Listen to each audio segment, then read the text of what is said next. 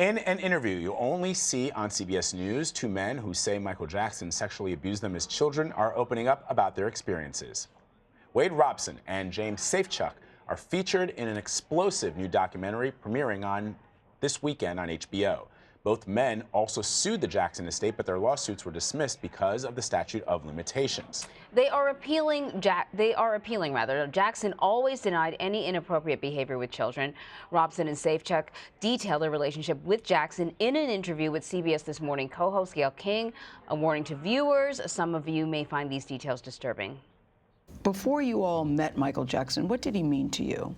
I saw the making of Thriller. Just instantly became obsessed.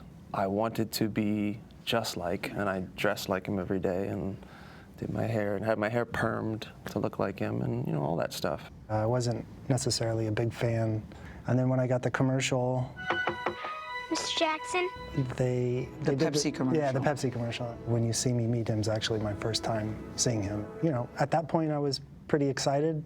Was otherworldly, I guess. James Safechuck and Wade Robson discuss the intimate details of their relationships with Michael Jackson. Everybody wanted to meet Michael or be with Michael. In the upcoming HBO documentary, Leaving Neverland. That's the name of Jackson's ranch, where Robson claims 7 years of sexual abuse with the world-famous performer first began. I mean, this was just the most magical thing I'd ever seen. And that first night, Michael kind of took us on a little bit of a tour, and he said to me and my sister, "You can stay in one of the guest rooms, or you can stay in here with me if you want." And my reaction was, of course I want to stay with you. We had one more night that way. Myself and my family were going to leave and go on another kind of vacation to the Grand Canyon. I was devastated to leave Michael. Michael was devastated for me to leave. He actually sobbed. So you got to stay. So I got to stay. And so it was just Michael and I in Neverland for the next week. And your parents allowed that? My parents allowed that. Within either the first or second night of Michael and I being alone at Neverland, the night started changing. One of the ways I remember it starting is, you know, Michael just sort of starting to touch my legs and touch my crotch over my pants. It progressed to him performing oral sex on me, him showing me how to perform oral sex on him. Did it scare you? Did you think it was wrong?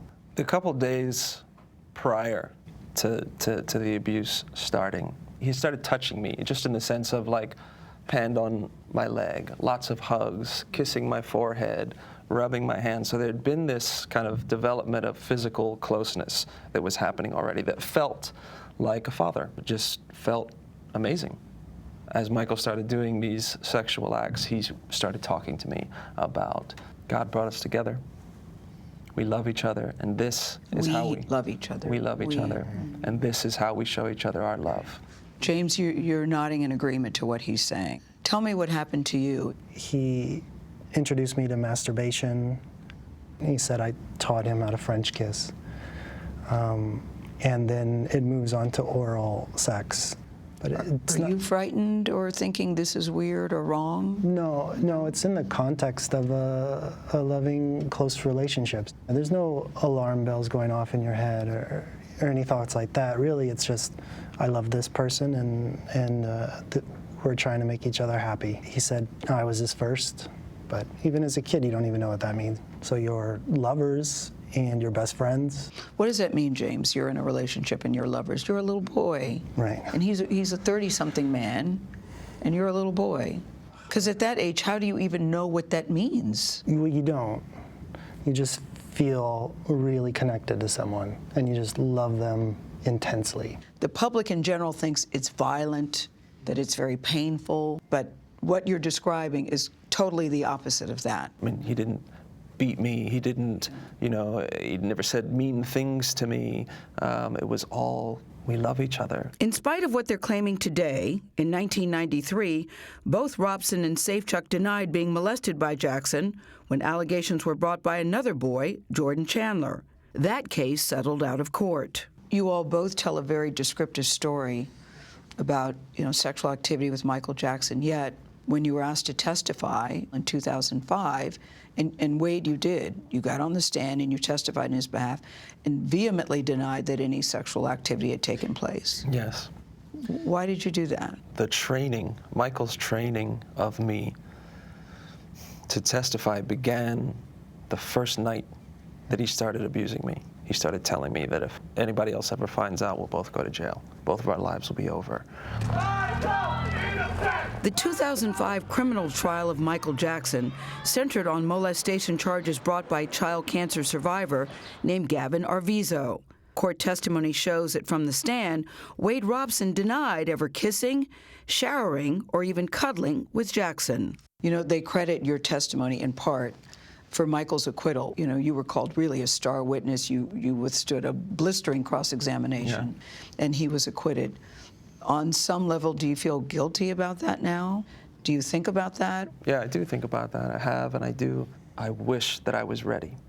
I wish that I could have helped Gavin Arvizo receive some justice and some validation for what happened to him. That was just like what happened to me and just like what happened to James. And I wish that I could have played a role in, at that point, stopping Michael from abusing however many other kids he did after that. Do you think that there are others out there? I do think there are others out there, but I also don't expect them to just come out now that we're coming out. It's such a difficult thing to do, to come out. You have to do it when you're ready. We can't change what happened to us. It happened, it's done. But what can we do with it now? How can we provide comfort for other survivors? That's what this is about. And Michael just happens to be the guy, the abuser, in this child sexual abuse story. Well, CBS This Morning co-host Gayle King joins us now on the set. Gayle, their story is heartbreaking. It's heartbreaking and disturbing. I watched both parts back to back over a month ago, actually, then watched it again right before the interview because I started taking notes. And I woke up really just haunted and very disturbed by what I had seen.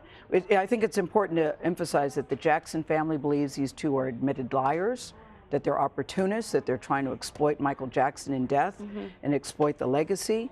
But what they have to, the story they tell is very, very chilling. You know, in your piece, you point out that they had been given an opportunity to talk about this before, and they denied that there was any abuse at all. Why are they talking about it now?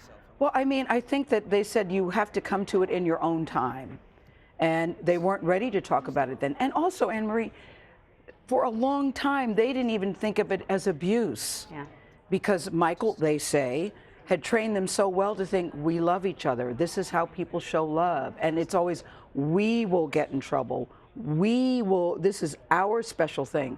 So when you're a little kid, you feel that you're complicit in that. So for many years, they didn't know that it was abuse. It's only when they became adults, actually, and really started having their own children. And the biggest reason why they didn't tell is because they wanted to protect him. This is somebody that you're in love with, who you care about. And so they lied to their parents, they lied on the stand, and said for them, they thought, if we didn't lie, it's going to hurt him and ultimately hurt us. So when you listen to the story the way that they tell it, you can see why with a little child's brain, even though they're grown, Wade was 22, he was 11 the first time and 22 the second time, you're now a grown-up, you still have deep feelings for him.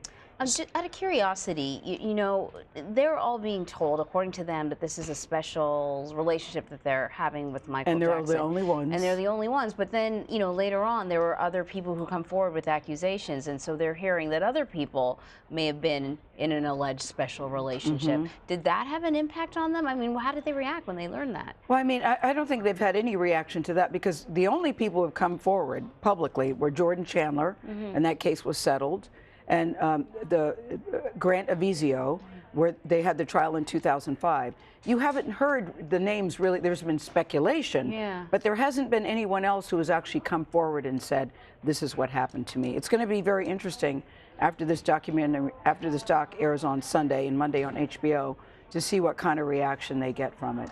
But they're also afraid. Listen, they know that people don't believe them. They know that they are going to get a lot of hate because the Jackson fans and the Jackson family are very strong, and they are prepared for that. They just feel at this point in time, it was time to tell their story. Why do they feel at this point in time is the right time to tell their story? And what is it about this documentary that's different? Because we've reported on the sexual abuse allegations of Michael Jackson.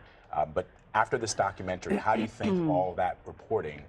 What to me, Vlad, was different was the detail in the stories that they tell. And I have to say, Dan Reed has done amazing storytelling, how he sets up the process so you get to meet them, you get to see how they became enamored with Michael Jackson. You get to see how I keep calling boys are not boys, how Wade and James say that even their families were lured and were groomed. Because you're thinking, as a mother, Anne Marie Green, how in the world would you allow your young son to stay with a grown man? I don't care who he was or how famous he was. Yeah, for a week. But when you interviewed the Jacksons, you know, they said, look, this was normal to us. They said that he would have sleepovers, slumber parties with a lot of different children, that Michael was very caring. You know, his nephew said that. His nephew, Taj, who I thought was very strong, Yeah. who also admitted that he was a sexual abuse survivor himself. He said he had been at the sleepovers too, but he was never there when those two were there, because this happened, you know, when they were 7 and 10. So he was not there during that time. You know, I'm not trying to say that every time a young person was at Michael Jackson's house, they were abused. I'm not saying that. I'm only talking about these two boys and what these two boys can tell in their story. They tell stories of several locks on the bedroom door. They talk about having drills, that when somebody was coming, that you have to get dressed, that bells would go off if somebody entered a hallway. So, you know, they would, they talk about having practice drills to get dressed in case somebody came. That's what that's the level of detail in the documentary. When you say what makes it different is that it's so detailed, and some of the sexual acts are so explicit that, you know, a couple times I said, let me just turn it off for a second. It was literally stomach turning to me. And again, the Jacksons insist, Wade in particular, because Wade had a relationship. They said Wade used to date one of the Jackson girls, one of Jackie's daughter. Wade said yes, that was true. He's not denying any of that.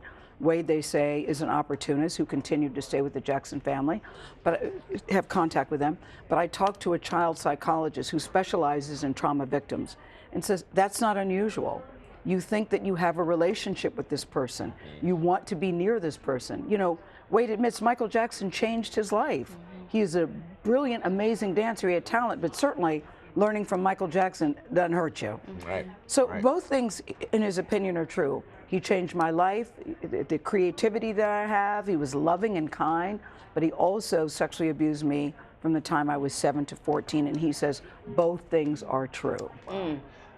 Thank you for stopping by and sharing your reporting and your reaction. And I think it's going to be, when this documentary airs, it'll be really interesting to see how the rest of the public Yeah, it'll be reacts to it. interesting to have a conversation next Monday and Tuesday to see what the reaction is sure. to it. Definitely. Yeah. Well, a programming note, Anne Marie and I will be speaking with director and producer of Leaving Neverland, Dan Reed, tomorrow morning in the 10 a.m. hour on CBSN.